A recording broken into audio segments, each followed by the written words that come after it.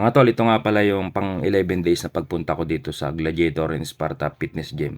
May bago ako nakilala si Kuya Jun Tinedo. Hindi siya halatang 60 years old niya. Papakita niya tayo ng kanyang mga pagbubuhat. Magandang araw mga tol, may bago ako nakilala sa Gladiator and Sparta Fitness Gym. Si Kuya Jun Tinedo, napakalakas niyang bumuhat. 60 years old na yan, senior citizen. 40 pounds per hand pani sa kanya sa shoulder program. At nagdagdag pa yan, ginawa pa niyang 50 pounds per hand. Ay talaga napakatikas pa nito ni Kuya Jun Tinedo. Marami talaga ako nakikilala dito na mga bagong kaibigan na pwede kong maging inspirasyon at motivation dito sa Gladiator and Sparta Fitness Gym. At ang kagandahan mga tol, may pang content pa ako sa mga vlog ko. Maraming salamat sa panonood. Magandang araw mga tol. Flex ko lang to si Kuya Willie Mingo. 56 years old na siya this January. Kaya kita nyo napakalakas bumuhat sa bench press manual. Nasa 100 pounds yung kanyang binuhat na yan. Basic lang sa kanya. Tapos nagdagdag pa ng 30 pounds. Kaya ngayon 130 pounds na yan sa manual bench press. Panis pa rin sa kanya. Napakatikas pa ng kanyang katawan. Hindi halata sa kanya na 56 years old na siya. Napakasipag niyan mag-gym. Halos araw-araw nandito siya sa Gladiator and Sparta Fitness Gym. Talagang hindi pa nasiyahan sa manual. Bumuhat ulit sa machine bench press ng 150